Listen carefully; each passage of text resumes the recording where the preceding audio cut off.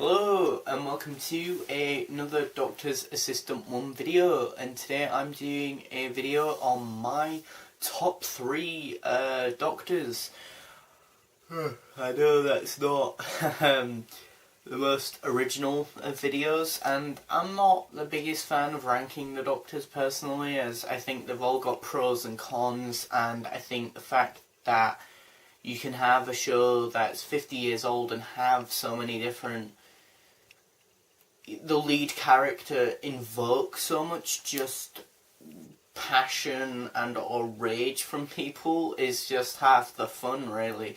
Well, not the rage bit, but just half the fun of, you know, the show from my perspective, in the sense that I can't think of another show that in itself just does that with just one character, really. Because from the context of the show, you know, in terms of the canonical sort of lenticular or linear sort of story progression, he is the same character. Well, not character, but same sort of person, at least, even if his characterizations and mannerisms gets changed because of the actors. So yeah, and obviously it is, at the end of the day, just my opinion, what I'm saying here today, and you know, I'm just saying it because, I don't know, I just want to, really. You know, I'm not saying it to be like, you will obey me and you will think like me and so on. But, yeah. I mean, the third and second one are actually kind of a tie. Well, not so much a tie, but I often swap them about, so I just thought I'd give you the heads up about that. So, so sometimes... obviously the person who's in third is sometimes in second, sometimes the person who's currently of this video in second is sometimes in third. But the first one is obviously pretty much stays the same.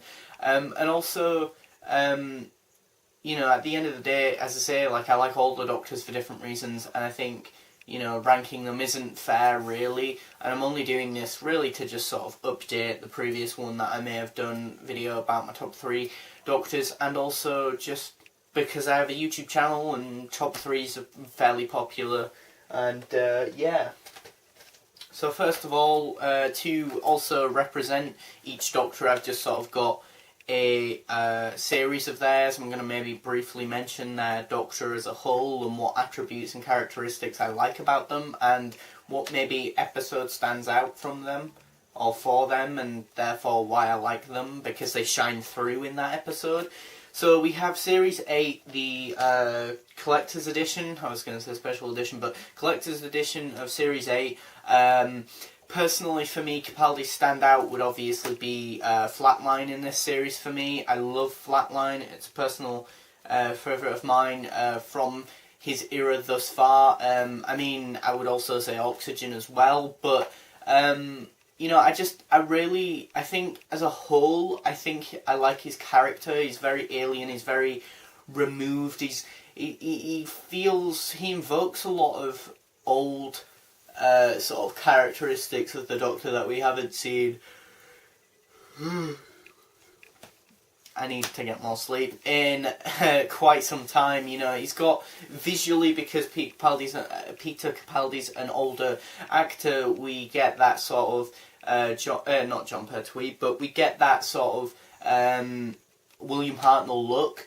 But I mean, as well, you know, him being a fan of Jon Pertwee's as a person, beyond being the Doctor, you know, he I think subtly brings in this sort of sort of Jon Pertwee-esque nature as well, and that has been very much sort of almost his character in Series 10. You know, and I think it's finding this balance between this Doctor. I mean, really, I know I did a Who is the 12th Doctor video, because, you know, for a longest time, me and a lot of other fans haven't really been able to identify who his Doctor is, and I think the thing is, it's because he's, you know, 50% or a bit of the old, but just sort of pushing the show new. You know, he's not even really invoking Christopher Eccleston's 9th Doctor, 10 or 11, you know, Doctor, or even the War Doctor. He has a little bit of War flashbacks here and there, or stuff here and there, but I think internally, I think he's got this, and again, going back to Flatline, the standout thing for that is the mad professory bit, but I don't think that's very modern Who. It's more, I associate that more with the classic Who sort of stuff. Primarily, I know Matt Smith's Doctor, the 11th Doctor, was very much referenced as the Mad Professor by Amy or by Stephen Moffat, or Amy in the context of the show.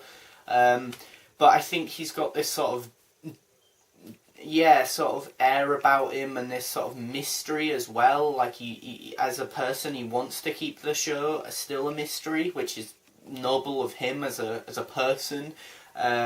And I already know as a person, he already sort of fights not physically, but challenges the writing team and the people around him creatively, and he makes his opinion heard, but not, he does it in a peaceful and honourable way. And I think, much like Tom Baker, I think at times the way Capaldi is generally empathetic and so down to earth and genuine and sweet and nicer guy, maybe that's what the Doctor is as well at times, which is odd considering you've got this sort of alienness about him and this sort of detachedness.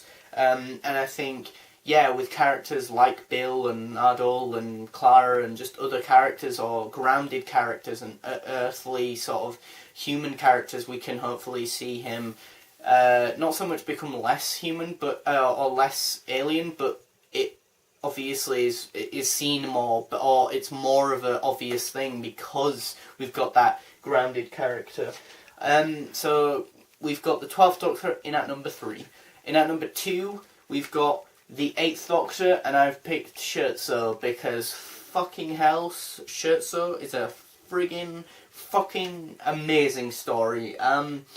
I challenge any Doctor Who fans to say this is crap, and if you say it's crap, I genuinely don't think you're a Doctor Who fan, really. I don't think you understand what Doctor Who is, and that's very strong of me to say, and sorry, I guess.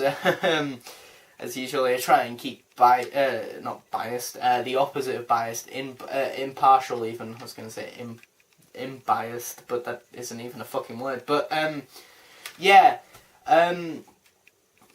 Scherzo, I like it because, it's thought-provoking, it's new, it's fresh, it's different, it's weird, it almost feels like Rick and Morty meets Doctor Who, or the Doctor in Rick and Morty even. And why I like the 8th Doctor is because he's young, he's got that young sort of nice sort of Peter Davison almost quality about him, but he's got this sort of darker, sort of grittier, sort of gravitas and weight to him, and the weight of the world's down on him, especially going into his latter end of his run, which I'm really excited about, the new 8th Doctor Time War box set, which is a prequel to a prequel, which is a prequel to Night of the Doctor, which was unfortunately his last story in his canonical sort of episodic way. He feels like Jon Pertwee meets Tom Baker. He's got this sort of decor and, well, not decor, but air and gravitas about him, and this sort of unhinged, mad, eccentric, mad professor-y type thing. And I know I said that was like Matt Smith's Doctor, but it balances out a bit better, I think, here. And I think with McGann on audio, he can easily sound really smart. McGann's a really smart guy in real life. Not that I've met him, but I can believe he's really smart. He knows what he's doing. He is a really superb actor, and he's one of the few actors who, in Doctor Who, besides John Hurt and a few others, have really but are really sort of well-known actors beyond just Doctor Who. And I think he doesn't see the show as beneath him, but he has definitely brought a lot to the role in his audios, and this is a prime example. He goes through being arrogant and horrible, like, say, the first Doctor, but then he is more emotionally nicer, like the 5th Doctor. He's more, as I say, scientifical, but quirky and a bit bumbling and a bit mad, and a bit arrogant, as I say, like some of the other classic Doctors, like Jon Pertwee and Tom Baker, you know, so brilliant, you know, superb episode. I recommend Scherzo and the Eighth Doctor as a whole, you know, second place, really. But it is a bit odd though, because I don't know how to class him. Do I class him technically as a new series Doctor or as a classic series? I mean, you know, he's sort of in that weird void in terms of that, which is a bit annoying.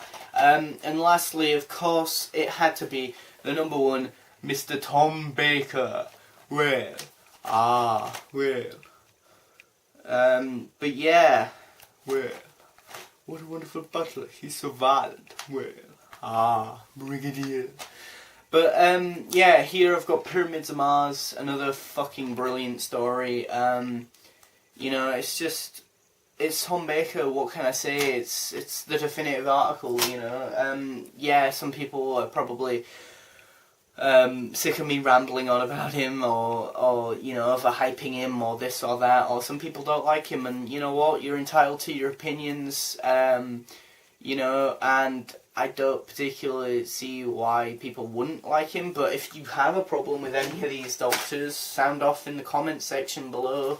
Yeah.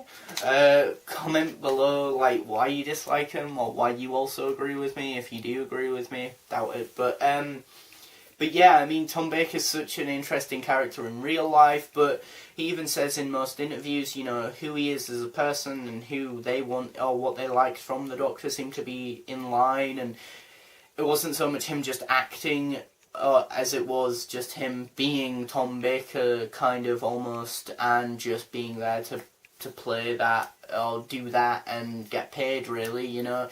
He's eccentric, he's mad, he's arrogant, he's so multi-layered and multifaceted, and it helps that, I guess, over 7 years he had 3 different production team people, or people behind him, so, and they all wanted different things, or what they all thought of Doctor Who in different ways, or what Doctor Who should be.